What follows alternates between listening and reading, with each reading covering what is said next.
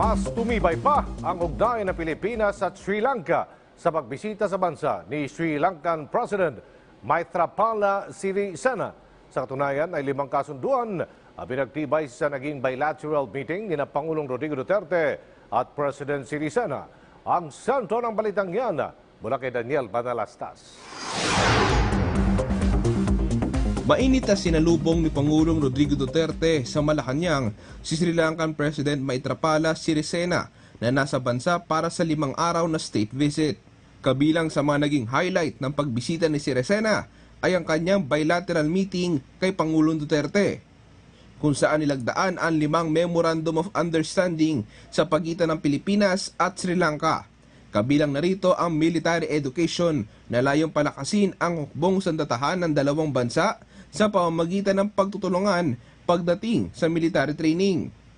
Pinagtibay din ang kasunduan para sa sektor ng agrikultura para sa pagpapalago ng industriya ng pagsasaka at pangingisda. Kasunduan sa turismo na maghihikayat sa mga Pilipino na bumisita sa Sri Lanka, gayon din ang kanilang mga mamamayan sa ating bansa. At kasunduan sa edukasyon na magpapatatag sa academic relation ng dalawang bansa. Philippines and Sri Lanka are developing maritime nations.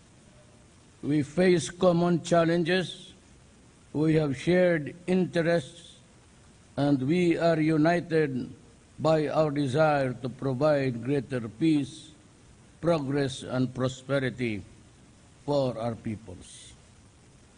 These realities and aspirations behoove upon us to work together even more closely to provide renewed impetus and clearer direction of a greatly expanded partnership.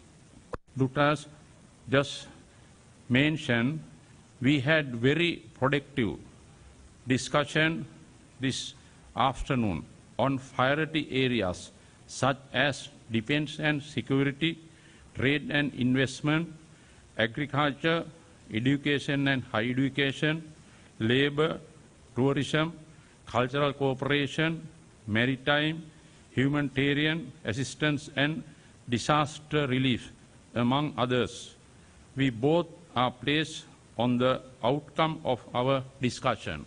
Target din na palakasin pa ang kalakaran sa pagitan ng Sri Lanka at Pilipinas. Sa press statement, ibinahagi ng dalawang leader na pareho nila na pagkasunduan ang paglaban sa iligal na droga at banta ng terorismo. Dahil tiwala sina Pangulong Duterte at President Sirisena na ang pagbaba ng crime rate ay magreresulta sa pag-unlad ng bansa. We both recognize that the proliferation of illegal drugs is a threat to our nation and peoples, and to the very fabric of growing societies.